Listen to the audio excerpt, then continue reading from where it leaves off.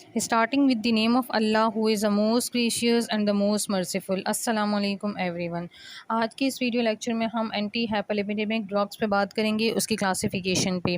Basically 8 types की जो है वो क्लासिफिकेशन अवेलेबल है, जिसमें HMG CoA reductase inhibitors, niacin, fibrates, bile acid sequestrants, cholesterol absorption inhibitor, protein convertase, subtilisin, kexin type 9 inhibitors, omega 3 fatty acids, combination drug therapy.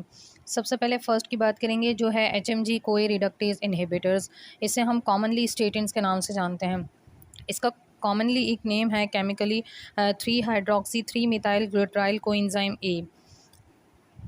Basically ये जो है class of drugs ये LDL कोलेस्ट्रॉल को low करते हैं, जिसके result में coronary जितने भी हार्ट डिजीज़ हैं वो लो हो जाती हैं, ठीक है।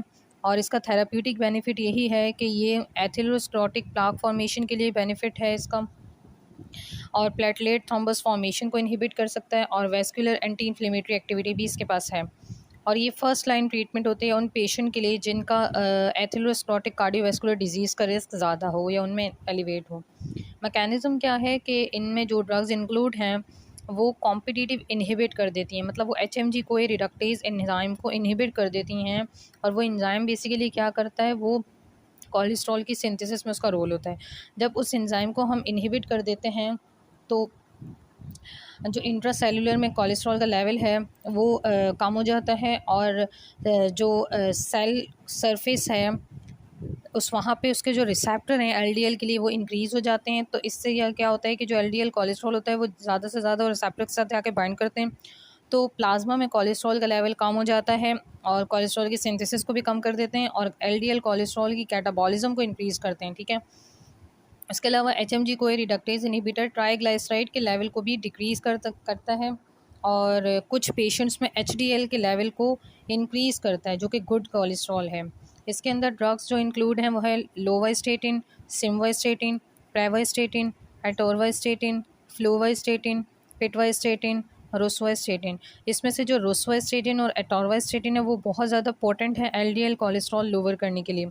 उसके बाद पिटवास्टेटिन, सिम्वास्टेटिन, लोवास्टेटिन, प्रेवास्टेटिन और फ्लूवास्टेटिन है।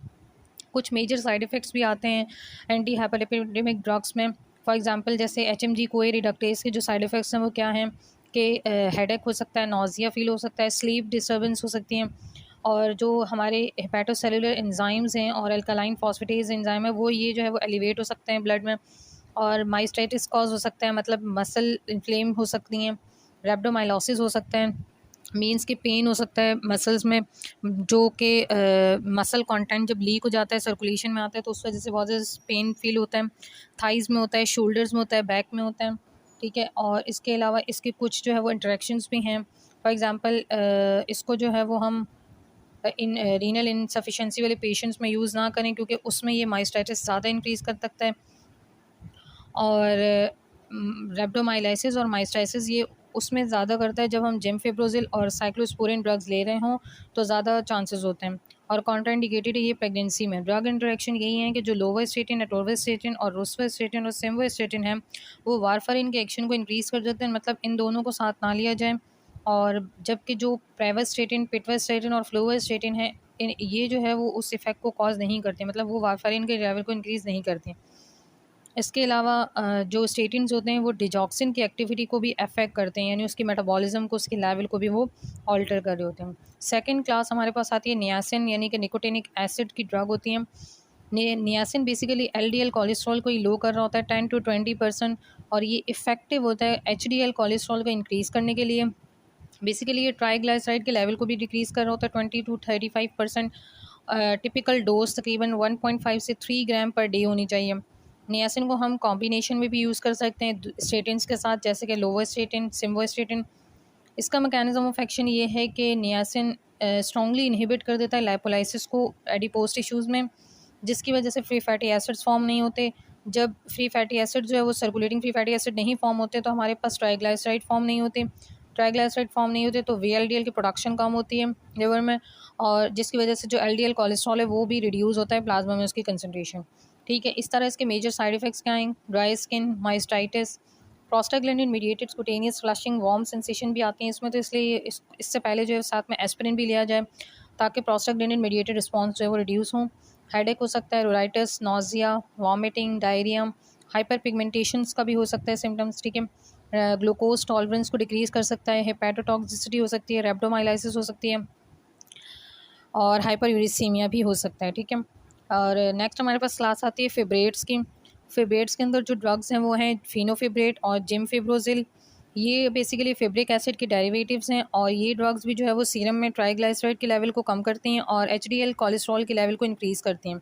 मैकेनिज्म ऑफ एक्शन क्या है कि हमारी बॉडी में कुछ न्यूक्लियर रिसेप्टर्स प्रेजेंट होती हैं, जैसे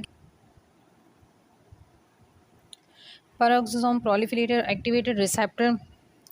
ये बेसिकली हमारे पास लिपिड मेटाबॉलिज्म को रेगुलेट कर रहे होते हैं। इनका फंक्शन ये है एज अ लिगेंड, जैसे ही जो है वो कोई नेचुरल लिगेंड इनके साथ जाके बाइंड करता है, कोई भी drug, fatty acid, anti hyperlipidemic drugs हों वो इसके साथ बाइंड करती हैं तो ये रिस्पॉन्स देती हैं अपना, ठीक है। रिस्पॉन्स ये देती हैं कि ट्राइग्लिसराइड के लेवल को डिक्रीज़ कर देती हैं और जो लाइपोप्रोटीन लाइपेज है उसके एक्सप्रेशन को इंक्रीज़ करते हैं, जो कि बेसिकली ट्राइग्लिसराइड को डिग्रेड कर रहा होता है, ब्रेक डाउन कर रहा होता है।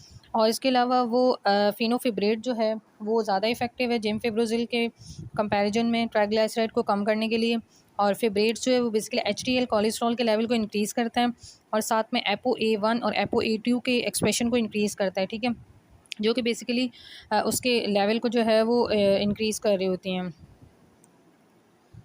ApoA1 मतलब लिपिड मेटाबॉलिज्म को जो है वो रेगुलेट कर रहे होते हैं। फिर मेजर साइड इफ़ेक्ट्स हैं जिसमें स्किन रैश, गैस्ट्रोइंटेस्टाइनल के सिम्टम्स आ सकते हैं जैसे नोजिया, ब्लॉटिंग, क्रैम्पिंग, मैल्गिया।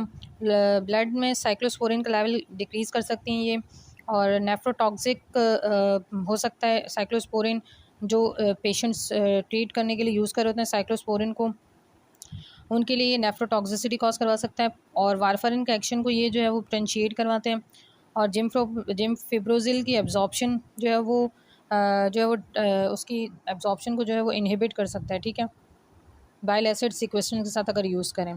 फिर बाइल एसिड सीक्वेस्ट्रेंस आती है नेक्स्ट क्लास। बाइल एसिड सीक्वेस्ट्रेंस या रेजिन जो है वो बेसिकली ये भी एलडीएल कोलेस्ट्रॉल को कम करते हैं, ठीक है, और इसका जो बेनिफिट है वो स्टेटिन से कम होता है। मैकेनिज़्म क्या होता है कि ये जो क्लास ऑफ ड्रग्स है ना वो बेसिकली बाइल एसिड्स या बाइल सॉल्ट्स के साथ जाके बाइंड करती हैं और कॉम्प्लेक्स बना लेती हैं। वो कॉम्प्लेक्स फीसिस के थ्रू जो है वो एक्सक्रीट आउट हो जाता है, जिसकी वजह से बाइल एसिड की कंसनट्रेशन भी कम हो जाती है और हेपेटोसाइट्स जो हैं वो ज़्यादा से ज़्यादा कन्वर्जन कर रहे होते हैं कोलेस्ट्रॉल की बाइल एसिड्स में। इस तरह से क्या होता है कि इंट्रासेलुलर में कोलेस्ट्रॉल की कंसंट्रेशन कम हो जाती है और हेपेटिक अपटेक कोलेस्ट्रॉल का हो रहा होता है ज़्यादा से ज़्यादा, जिसमें एलडीएल कोलेस्ट्रॉल के पार्टिकल्स भी होते हैं और जो प्लाज्मा में कंसंट्रेशन होती है एलडीएल कोलेस्ट्रॉल की वो डिक्रीज़ हो जाती है।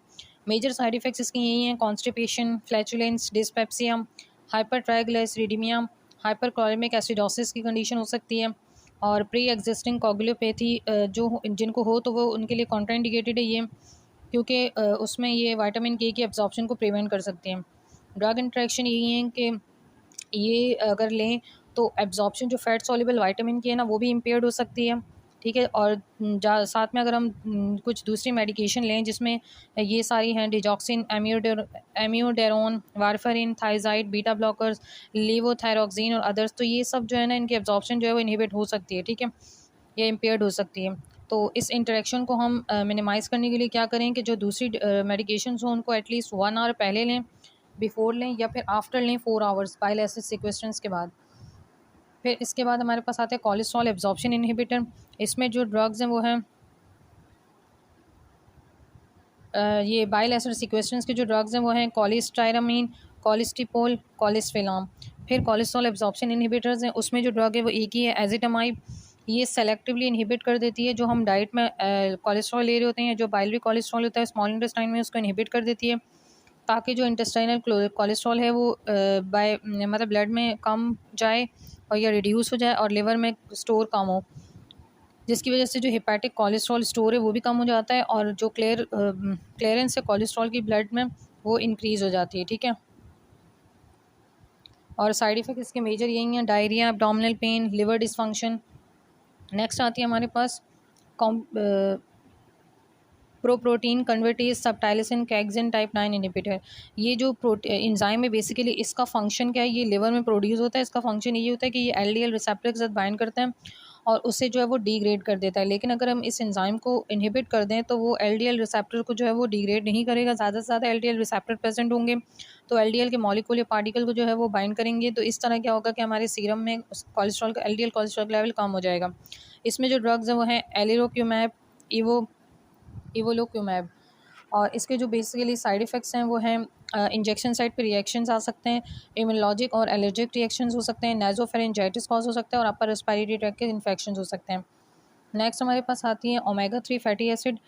Omega 3 polyunsaturated fatty acid basically essential fatty acids होते हैं जो हमारे पास ट्राइग्लाइसराइड के लेवल को रिड्यूस कर रहे होते हैं। एसेंशियल फैटी एसिड जो है ना वो वीएलडीएल के लेवल को डिक्रीज़ करते हैं और ट्राइग्लाइसराइड को भी जो है वो डिक्रीज़ करते हैं इनहिबिट करके। Omega 3 polyunsaturated fatty acid basically हमारे पास जो ऑप्टेन होती हैं वो किस सोर्स होते हैं, ट्यूना, हेलीबर्ट, सैल्मन, जो मरीन सोर्सेज होती हैं। और इसके अलावा इसकी over the counter prescription drugs भी मिलती हैं जिसमें फ़िश ऑयल कैप्सूल्स होते हैं जिनमें जो बेसिक है वो है इकोसापेंट। ये सप्लीमेंट के तौर पे यूज़ किया जाता है क्योंकि हमारे पास जो डाइटरी सोर्स होती हैं उससे हमें सफिशेंट अमाउंट में जो है वो नहीं मिल रहा होता ओमेगा 3 फैटी एसिड, इसलिए हम एज अ सप्लीमेंट उसको यूज़ कर सकते हैं। और इसके जो साइड इफ़ेक्ट्स हैं उसमें abdominal pain, nausea, diarrhoea, bleeding का रिस्क इंक्रीज़ हो सकता है उन पेशेंट में जो एंटीकोगुलेंट्स यूज़ कर रहे हो, साथ में एंटी एपिलेप्टिक ड्रग्स, ठीक है। इसके बाद हमारे पास आती है लास्ट के combination drug therapy. Combination drug therapy पे हम उस वक्त मूव करते हैं जब हमारे पास 6 वीक्स के अंडर जो है कोई इंप्रूवमेंट नहीं आ रही होती सिंगल ड्रग थेरेपी से, तो हम डोज़ को जो है वो इंक्रीज़ करते हैं। अगर फिर भी इंप्रूवमेंट नहीं आ रही होती 3 मंथ्स तक के, तो फिर हम ड्रग को चेंज कर देते हैं या फिर कॉम्बिनेशन थेरेपी यूज़ करते हैं। अब कॉम्बिनेशन में जो है वो जो कॉन्ट्राइंडिकेटेड हों या जो सेफ़ हों वो पता होनी चाहिए। मतलब कि जो बाइल एसिड्स रेज़िन्स हैं वो उनको हम स्टेटिन्स के साथ या फिर निकोटिनिक एसिड्स के साथ ले सकते हैं, ठीक है। जो एज़िटामाइब है और स्टेटिन है उनका साइनर्जिस्टिक इफ़ेक्ट आता है, मतलब वो भी यूज़ की जा सकते हैं। लेकिन जो फिब्रेट्स हैं और स्टेटिन्स हैं वो कॉन्ट्राइंडिकेटेड हैं क्योंकि वो मायोपैथी कॉज करवा सकती हैं ज़्यादा। इसी तरह जो निकोटिनिक एसिड है और स्टेटिन है उनको भी हम कॉशनली यूज़ करें बिकॉज ऑफ मायोपैथी। तो आज की ये सारी जो है वो एंटी हाइपरलिपिडेमिक ड्रग्स की क्लासिफिकेशन थी। उम्मीद है कि आप लोगों को कॉन्सेप्ट समझ में आ गया होगा। अगले लेक्चर पे फिर बात होती है। अल्लाह हाफ़िज़।